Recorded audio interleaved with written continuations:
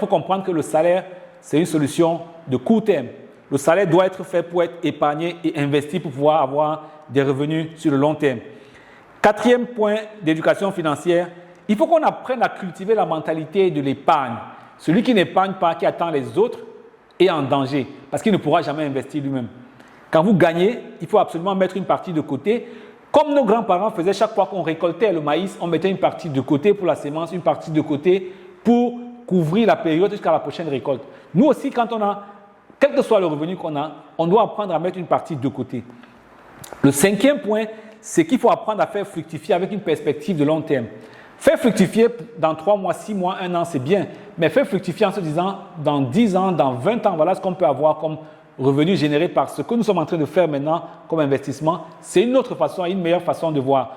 Donc, il faut qu'on apprenne, sur la base de ces quelques éléments, à parler d'argent, à se projeter en matière d'argent, à avoir des attitudes nouvelles en matière d'argent. C'est vraiment important de prendre le temps de parler d'éducation financière en famille et globalement, à Dark Business Coaching, nous avons ce qu'on appelle le parcours Sérénité Financière 365, nos différents programmes et nos chaînes. Nous avons une chaîne qu'on appelle Sérénité Financière 365 sur YouTube et sur Facebook qui contribue à diffuser du contenu totalement gratuit.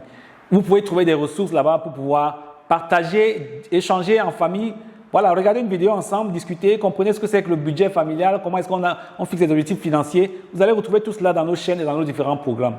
Que ce soit des programmes totalement gratuits ou même pour ceux qui ont les moyens, comme la plupart de nos clients, de venir solliciter formellement cela. Mais il faut qu'on donne une place à l'éducation financière dans nos familles.